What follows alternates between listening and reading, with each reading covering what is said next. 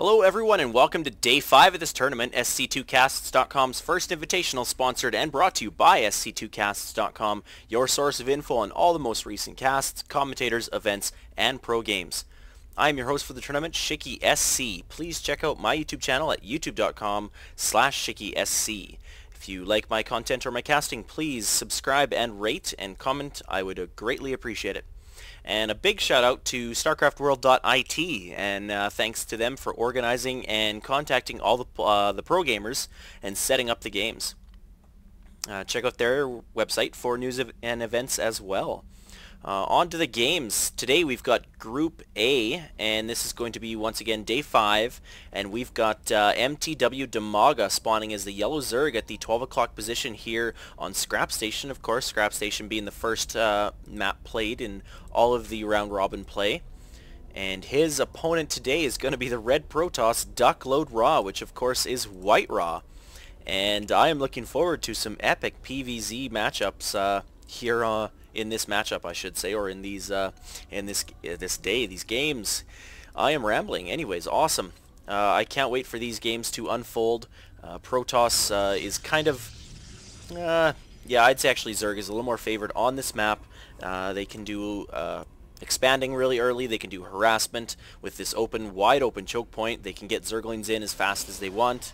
WhiteRa, of course, he loves to go for Void Rays, so we may see some Void Ray play in this game. That seems to be one of his favorite builds right now.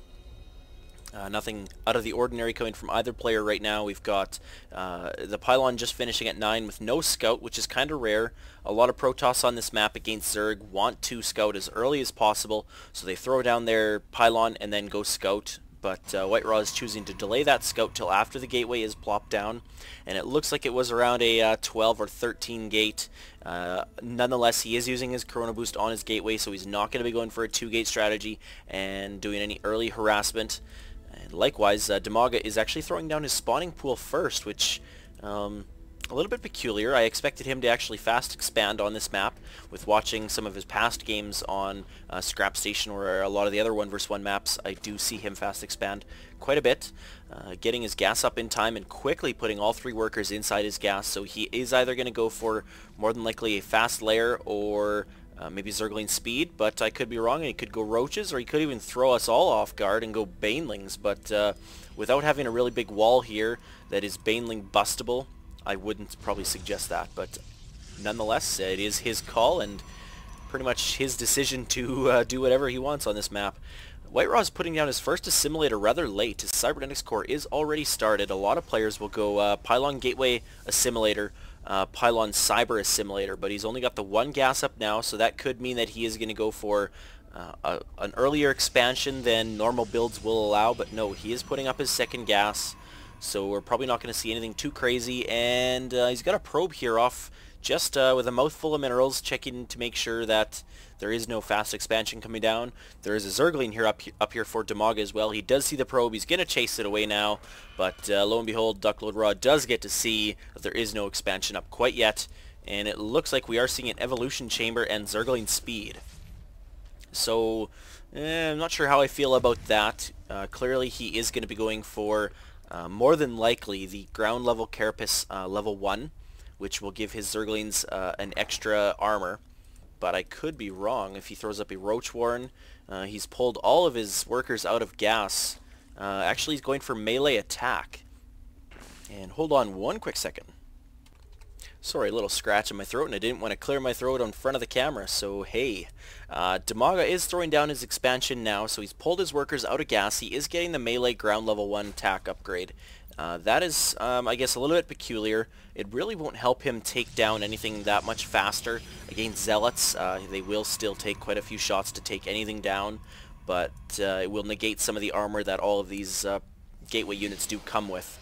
And as you know, if you don't know, all 3 of these Cybernetics core units do come with 1 armor.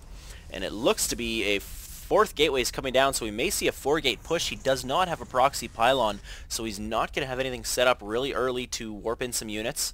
Of course, warp gate technology is finished, and he is just now converting all of his gateways into warp gates. He does not have a forge up yet, so he's not throwing down the timing push with ground level 1 attacks. That is a very common timing push with a 4-gate. against Zerg, because once you do get that, Zealots just rip apart Zerglings in 2 shots instead of 3. Almost getting supply locked, and actually he's got no, he's got no cooldown remaining, but almost being supply locked. He probably will be for a short second, but it probably won't matter too much. Dimaga here actually throwing down a lot of creep tumors with his queens, utilizing that energy to his maximum capabilities, and he has thrown guys back into gas, so he may be transitioning into something a little bit more gas heavy. Nope, it's actually just a lair. So whether that's going to be Hydras or Mutas or maybe even Infestors, we'll have to wait and see.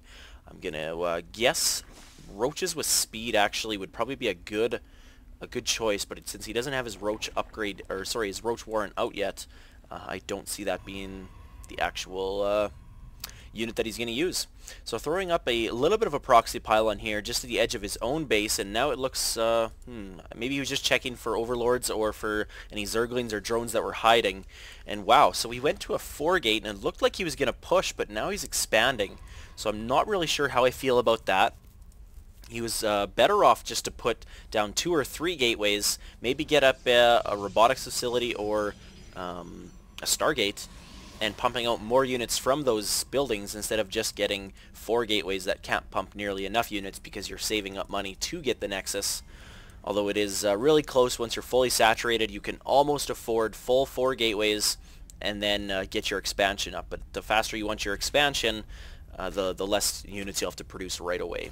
So this probe is going to die because the Zergling does have metabolic boost, so they are able to run around the map very fast. Zocker's trying to take it out, chasing them down. They're not quite fast enough to chase that Zergling though, so he's going to get away with his life and scout another day. So it is the Hydralisk Den coming up. He's doing a great job here with his Overlord spewing creep. And that combined with the creep tumors is going to give him a full extension of creep from his main base to his natural. And if you are going to be doing Hydralisks, that is one thing you need to focus on ASAP. And also doing a very good job with the creep tumors spreading out towards WhiteRa's base, or Duckload Ra if you want to call him now. I still prefer to call him WhiteRa, but hey, if he's loaned out, I guess I should say Duckload. Duckload, Duckload, Duckload. Okay, that's good enough. Now I'm saying WhiteRa. Alright, Queen's a little bit behind on their spewing of the larva, or spawning of the larva. I kind of like spewing because it looks like she spews a bunch of like acid at the hatchery, and then eventually some larva comes off. But anyways, just now getting up his second gas here at his main base. He does have the 2 extractors on the way as well for his natural. And once again, falling behind on both bases. I'm not sure if he's saving up for creep tumors or if he's just not playing on his game today, but he is very far behind on his macro. Lots of Zerglings, a few Hydras. Does he have the upgrade? No, he does not have Groove Spines yet for the Hydras, so his range units aren't going to be nearly as effective against those Stalkers as he would like to. Of course, they are the same range as the Sentries, so they will be able to trade blow for blow with them. Hydras do way more DPS than any of those 3 units combined. Well, not combined. Any of those 3 units by themselves, I should say. And I'm getting ahead of myself. So with a good spread of sight here, Dimaga does have Overlords positioned across the map. So he is getting a good sight, and oh, my cat's meowing. Anyways, he's getting good sight of the map wow, the Meap, kind of like Super Troopers. Anyways, WhiteRa on the other end does not really have much. He's got his own base and he's got a pylon out here, but that is all he sees. He does have a lingering observer out here that is going to take a look to make sure there is no expansion at the high yield, which there isn't. And now, hey, a changeling. You don't see a lot of these days. They are great units to use if you can utilize them properly, but it is going to take it out really quick. Those Stalkers can just do it, or kill them so fast. Their movement speed is quick enough that by the time that Changeling actually morphs to a Zealot, they can begin attacking to it. It's kind of flawed, but anyways, wow, double pumping Colossi from the 2 robotics facilities now, and he's almost done his extended thermal lance. I almost expect a timing push here with these 3 Colossi and this upgrade. The Forge now just finishing ground level 1 as well. Needs a Twilight Council to reach level 2 upgrades, but he does not seem to be putting that down right now. There is a Spire coming up for Dimaga. Whether he's seen these Colossi or not, I'm not too sure, but he is probably expecting it. That is one of the Protoss' best answers to the Zerg's ground force, is the Colossi. They're just so effective against Roaches, Zerglings, and Hydralisks that you really need to get a Oh, wow, that queen's got a lot of energy. I'll come back to that. Yeah, anyways, you need to get a Spire up and get some Corruptors out, or at least some Mutalisks if he's not very Stalker Sentry heavy. But unfortunately for him, WhiteRa or WhiteRa is very Stalker heavy, running very few Zealots. This is the way I like to run my Colossi pushes. I do not like using Zealots because of the fact if you do have a few sentries, you want to use your force fields to keep your army away from theirs and have the Colossi with 9 range hammering away at the units as far as they can without your units being attacked. So with some good... Oh, wow, here comes a lot of Corruptors. That is 8 Corruptors here that are about to tear apart these Colossi, but there is 4 on the field, 1 saving its life just barely. That one Corruptor needs to sacrifice itself and go in and kill that, because that Colossi is worth way more than a Corruptor, I do believe. 300, 200, oh yeah, worth way more. But lo and behold, it is going to live. One of the Colossi almost dies as well, but his shields are going to regenerate. And WhiteRa putting up a cannon here at this proxy pylon at his main, or his just off his natural expansion. He is looking to push in here, but it's not going to be a good position for him. He's not going to get many good force fields off, and these Zerglings are going to surround the Colossi, and the Corruptors are attacking from the front. These Colossi are going down. The Stalkers are just not enough to take out the Corruptors fast enough. The Colossi are all dead, and now the Zerglings are left to take care of the Stalkers, and that exchange, I do believe, was in, yes, well in Dimaga's favor, and now he is continuing to push right back out. He is on 3 base compared to WhiteRa's 2. The income tab shows that he is on par or better then WhiteRa's, well, he's a little bit lower on harvest count, but with 3 base he can saturate up faster, and he's got more available gas. But looks like he's now going to retreat with his Zerglings. There's no harassment coming up, so I don't see why he may have done that. I think he should have kept his units out there and kept map control. But nonetheless, he is going to retreat. WhiteRa is just now taking his 3rd base as well, and putting a cannon down here as well. The pylon does reach quite a ways down the hill, or down the cliff, I should say. And well, look, some Hydras were misrallied, but he is going to catch that and pull it back. So of course, all pro players are very good at watching the minimap and making sure that they aren't going to lose any units. This queen here still has a lot of energy. Maybe she's saving it up for some transfusions, or maybe she's just going to pop down a couple more creep tumors. That's 4 more creep tumors you can afford.